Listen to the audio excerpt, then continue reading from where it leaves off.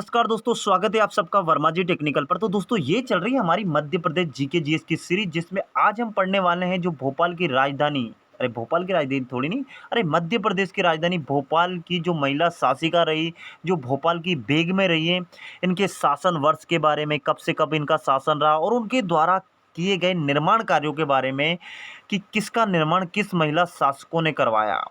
तो वीडियो बहुत ज़बरदस्त होने वाला है। अगर आप मध्य प्रदेश के किसी भी गवर्नमेंट एग्जाम की तैयारी करें जिसमें मध्य प्रदेश का जीके जीएस पूछा जाता है ना दोस्तों, तो ये वीडियो आपके लिए बहुत काम का होने वाला है। अगर रिसेंटली जो पीएससी का एग्जाम है वो देने जा रहे हैं तो ये वीडियो देख के जाओ। हो सकता है यहाँ से आपके एग्जाम में प्रश्न पूछ लिए जाए और पीएससी में एक क्वेश्चन 2 नंबर का हो सकता है। अरे हो सकता नहीं, होता ही है। तो आपको मेरी वजह से 2 नंबर मिल जाए तो एक बार ज़रूर देख लेना। तो चलिए फिर ज़्यादा टाइम नहीं लेते हुए वीडियो की शुरुआत करते हैं और कौन है हमारी प्रथम महिला शासिका उसके बारे में जानते हैं। तो दोस्तों सबसे पहली महिला शासिका रही भोपाल की कुदसिया बेगम। क्या नाम है? कुदसिया बेगम, जिनको गौहर बेगम के नाम से भी जाना जाता है। यानी कि ये कुदसिया बेगम या गौहर बेगम बात एक ही है। यानी कि गंगाधरी शक्तिमान है, शक्तिमानी गंगाधर है, बात एक ही है ना, यानी दोनों एक ही बात है। तो दोस्तों इनका शासन रहा था 1819 से लेकर 1837 तक, लगभग 18-19 साल इन्होंने शासन किया था भोपाल में। तो ये भोपाल की प्रथम महिला शासिका है, मतलब प्रथम महिला शासिका का तमगा इनको ही दिया गया, कुदसिया बेगम या गौहर बेगम। तो इन्होंने बहुत गौर करके सब कुछ काम किया, इसलिए इनको प्रथम चांस दिया गया। तो इनके द्वारा कुछ निर्माण कार्य किए जो एग्जाम में आपसे पूछे जाते हैं, जैसे जामा मस्जिद या गौहर महल जैसी प्रसिद्ध इमारतों का निर्माण इन्होंने ही तो करवाया, कुदसिया बेगम या गौहर बेगम ने। तो जामा मस्जिद के बारे में आप अच्छी तरह जानते हो और गौहर महल के बारे में आप अच्छी तरह जानते हो। तो इससे लेकर पूछ लिया जाता है कि बताइए जामा मस्जिद का निर्माण किसने करवाया, तो कुदसिया बेगम या गौहर बेगम, याद रहेगा ना। तो ये हो गई भोपाल की प्रथम महिला शासिका। ओके, अब दूसरी महिला शासिका कौन है?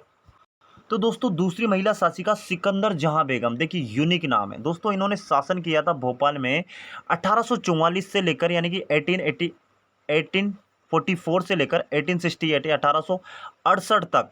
तो दोस्तों वर्ष 1957 की क्रांति भी इनकी दौरान हुई थी। तो इनके दौरान इन्होंने क्या करा था, 1857 की क्रांति के दौरान इन्होंने अंग्रेजों का समर्थन किया था, अंग्रेजों का साथ दिया था। अब दोस्तों कुछ परिस्थितियां रही होगी, कुछ ना कुछ बात होगी, तब इन्होंने अंग्रेजों का समर्थन किया होगा, कुछ ना कुछ बात होगी, है ना। लेकिन अब 1857 बहुत पुरानी बात हो गई। अब चलो जो भी रहा होगा, हमें इसके बारे में कुछ बोलना नहीं है। तो इनके द्वारा एग्जाम में पूछा जाता है इसलिए हम पढ़ रहे हैं। तो इनके द्वारा कुछ निर्माण कार्य करवाए गए, जैसे मोती मस्जिद इनके द्वारा बनाई गई, मोती महल इनके द्वारा, यानी कि इन्होंने मोतियों मोतियों जैसा काम किया, मोती मस्जिद बनवाई, मोती महल जैसी प्रसिद्ध इमारतों का निर्माण इन्होंने ही करवाया, सिकंदर जहां बेगम ने। तो ये हो गई हमारी भोपाल की दूसरी महिला शासिका। ओके, अब चलते हैं तीसरी के बारे में। तीसरी कौन है? तो दोस्तों भोपाल की तीसरी महिला शासिका जिनका नाम है शाहजहां बेगम। क्या नाम है? शाहजहां बेगम। अरे शाहजहां वो अलग थे जिन्होंने ताजमहल बनवाया था, वो पुरुष थे, ये महिला है। क्या नाम है? शाहजहां बेगम। कब रहा इनका शासनकाल? तो 1868 से लेकर 1901 तक। कितना रहा? बहुत अच्छा रहा यार, बहुत, कम से कम 29-30 साल शासन किया इन्होंने, देख लीजिए आप, है ना। तो दोस्तों इनके द्वारा कौन सा निर्माण कार्य करा है? तो इन्होंने जो शाहजहानाबाद है ना भोपाल में, जो अभी शाहजहानाबाद, जो शाहजहानाबाद के नाम से आप जानते हो, तो इन्होंने शाहजहानाबाद नामक एक नवीन उपनगर का निर्माण कराया, जो अभी शाहजहानाबाद के नाम से ही जाना जाता है। और भोपाल में लाल कोठी, जो अभी राजभवन का निर्माण करवाया, जो अभी राजभवन है ना। देखिए शाहजहां ने इतना सुंदर ताजमहल बनवाया था, तो ये भी कम नहीं रही, इनका नाम भी शाहजहां है, तो इन्होंने भी जो अभी हमारा राजभवन है ना, इसका निर्माण इन्होंने ही करवाया था। पहले इसको क्या बोला जाता था? लाल कोठी। तो लाल कोठी का निर्माण किसने करवाया? शाहजहां बेगम ने। याद रखना है, 2-3 बार वीडियो देख लेना। अरे यार इसमें याद रखने की जरूरत नहीं, 5 तो बेगम में, 3 के बारे में हम पढ़ चुके हैं। अब चलते हैं हम चौथी के बारे में। चौथी बेगम कौन थी महिला शासिका जो भोपाल की बनी?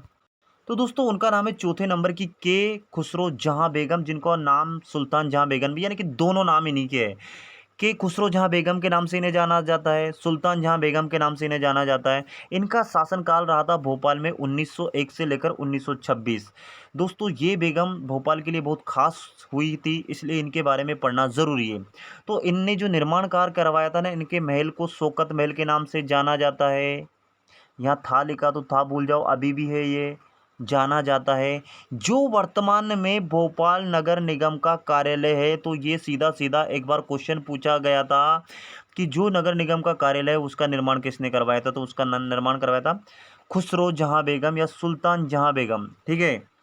और एक और इन्होंने एक नया महल जिसको नूर सभा जो होटल है ना, जो हम वीआईपी रोड्स पे जब जाते हैं तो जो होटल दिखती है भोपाल की सबसे आलीशान होटल नूर सभा भी इन्होंने ही बनवाया था, जो वर्तमान में एक हेरिटेज होटल में परिवर्तित कर दिया गया। यानी कि जो बाहर के जितने भी दोस्तों बड़े बड़े सेलिब्रिटी आते हैं ना, बड़े बड़े अच्छे लेवल वाले ओहदे वाले जो सेलिब्रिटी आते हैं, जैसे कि कोई हीरो हीरोइन ये सब आती है, तो कहाँ रुकती है पता है? ये नूर सभा में ही रुकती है। और दोस्तों ये जो के खुसरो जहाँ बेगम है ना, ये अलीगढ़ मुस्लिम विश्वविद्यालय की प्रथम चांसलर भी थी। क्या थी? प्रथम चांसलर भी थी। कौन? खुसरो जहाँ बेगम। तो इनके बारे में जरूर पढ़ लो, इनसे क्वेश्चन पूछा जा सकता है।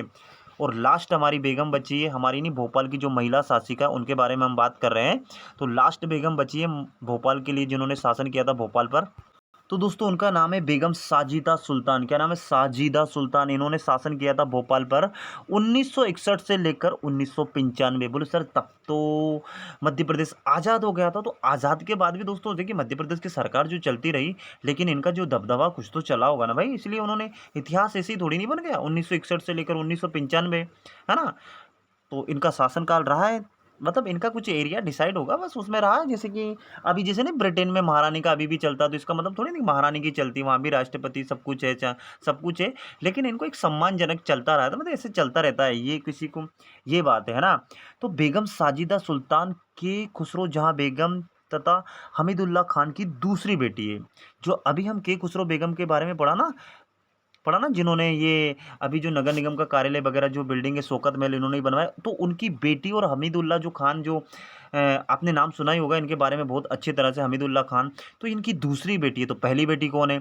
तो दोस्तों इनकी दूसरी बेटी बताऊं, हमीदुल्ला खान की सबसे बड़ी पुत्री बेगम जिनका नाम है आबिदा सुल्तान। देखिए दोनों नाम ध्यान से, साजिदा छोटी है, आबिदा बड़ी है। भैया आ बड़ा पहले है ना, पहले आता है और सातों बाद में आता है, इसलिए आबिदा बड़ी हो गई, साजिदा छोटी हो गई। तो आबिदा सुल्तान भारत विभाजन के बाद पाकिस्तान में जाकर बस गई थी, इसलिए हमीदुल्ला खान की छोटी बेटी साजिदा सुल्तान भोपाल की नई नवाब बनी।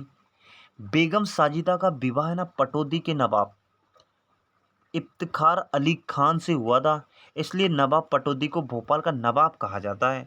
तो ये बात थी पूरी की पूरी कहानी। तो समझ गए ना बात? फिर से बता देता हूँ कि भैया ये के खुसरो जहाँ की दो बेटियां थी, एक का नाम था साजिदा सुल्तान, दूसरा का नाम था आबिदा सुल्तान। तो आबिदा सुल्तान बड़ी थी, साजिदा सुल्तान छोटी थी, क्योंकि आ पहले आ जाता है छोटे बड़े में। जब हम अल्फाबेट लिखते हैं छोटा बड़ा, तो सबसे पहले आ आता है, उसके बाद ही तो सा आएगा ना भाई। तो ऐसे करके याद रख सकते हो।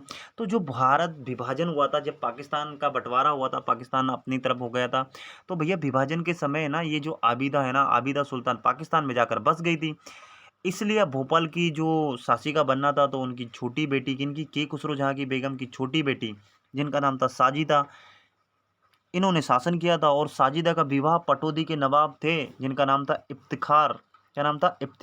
इफ्तिखार अली खान से हुआ था, इसलिए नवाब पटौदी को भोपाल का नवाब भी कहा जाता है।